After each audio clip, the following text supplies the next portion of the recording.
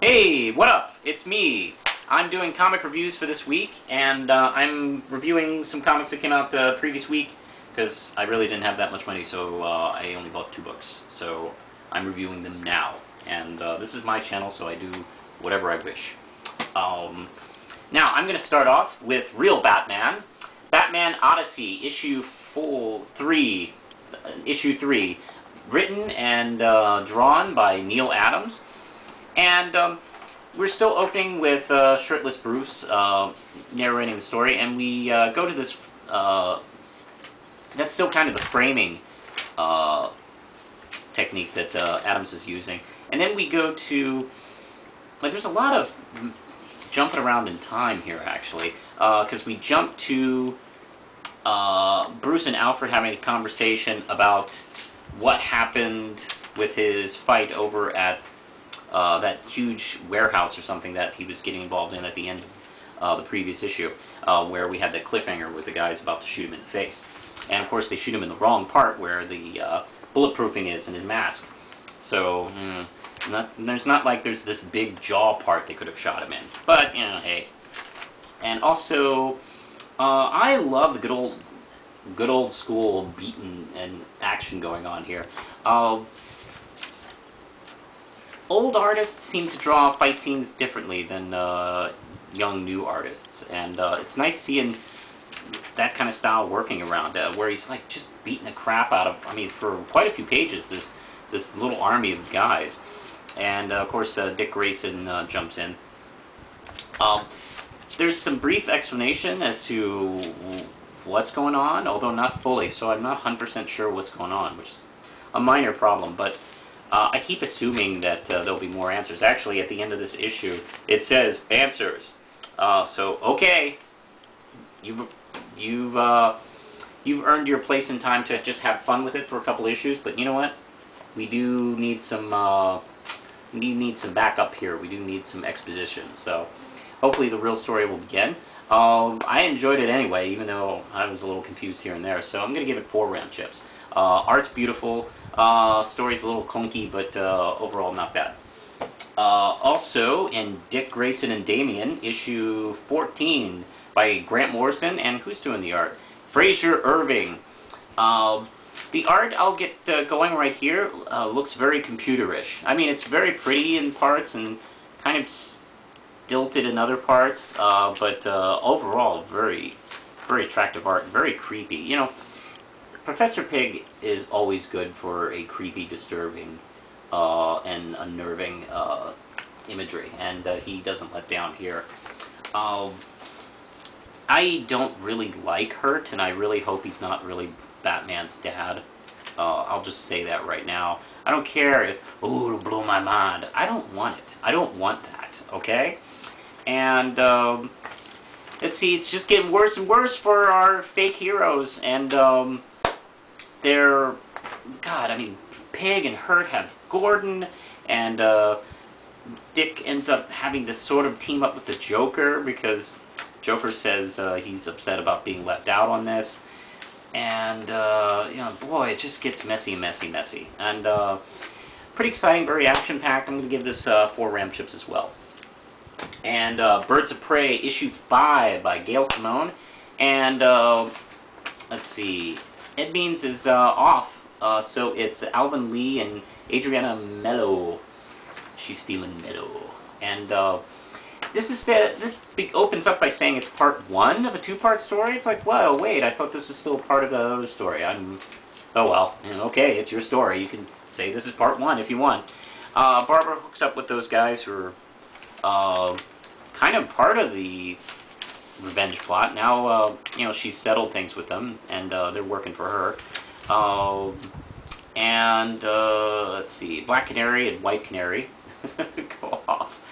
And, let's see, everything's kind of cleaning up here, and there's a small scene of Hawk and Dove, and, you know, frankly, if Hawk and Dove leave the series forever, I'm fine with it. You know, I never liked them, and I always thought they were dumb characters.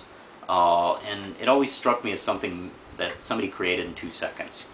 It's like Hawk and Dove, yeah, War and Peace. Oh, I got an idea!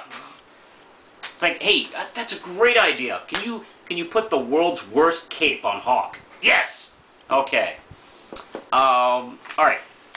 We're going off to Bangkok, I think it is, and we're going to run into Lady Shiva, so that's always kooky fun. Hopefully Lady Shiva means that Cassandra Cain isn't too far behind.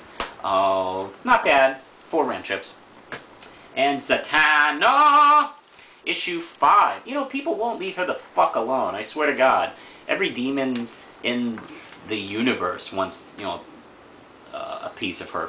And we realized that the demons that were sent after her, the elemental demons, was sent after this guy who's like a big naked Rush Limbaugh, and you know, he's after her soul, and he's been kind of owning this guy who's owned this casino for decades, and he's been feeding him souls and stuff like that, and they've had a nice little, you know, arrangement. Well, it's time to pay up, and he wants Zatanna's soul. So that's what's going on in Zatanna. Cute little cliffhanger with zombies. Always a good way to end your issue. This is strong 4 ram chips. And Daredevil, meanwhile, in Shadowland. Issue 510. With Dingle, Johnston, and Marco Cicchetto. And, of course, we're full on into this Shadowland stuff. Exciting, awesome opening, actually, with Foggy and Dakota North being attacked by ninjas, and Dakota North blasting the shit out of them with this shotgun, which makes me really want a new Dakota North series. I don't know if you know this, but she had a short-lived series from Marvel back in late 80s or something like that. Hey, let's give her back a book. I wouldn't mind seeing her shoot guys with, you know, shotguns and fight ninjas and shit like that. They're trying to get out of town, because you know what? This is so way above their heads, they can't really deal.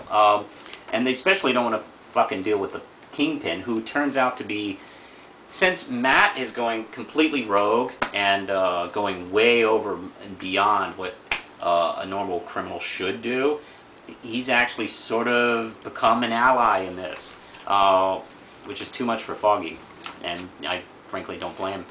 And we have a nice little cliffhanger with Black Tarantula finally realizing that White Tiger is a traitor. So exciting stuff. Now I have heard, of course, what they're planning to do with Daredevil, and I'm waiting to see all that stuff, you know. Because, I don't know, maybe they're just lying to us and saying, oh, we're going to do this, and, you know, it's actually just trickery, so we don't know what's going on in the plot. So I'm just waiting, and I have heard about Black Panther taking over, which is really random. I've never heard of them ever even meeting or something like that, so, yeah, totally, I'd get that guy. Alright, this is still exciting. I'd say this is 5 ram chips. This may have been the best book of the week. And, New Avengers, issue 4. And it's still the New Avengers. Unbelievable. I can't believe it. Brian Michael Bendis and Stuart Immonen. And not anything new here. Big action!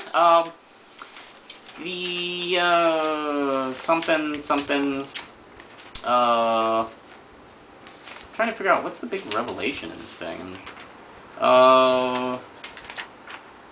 Big action, big lights, and Miss Marvel almost gets killed, and Iron Fist shows up in a white costume. I guess his suit's been cleaned when he was in a different universe. And, oh, okay, all of this is to get to the point where we don't know where Stephen Strange really got the eye that he's always used at the source of his power.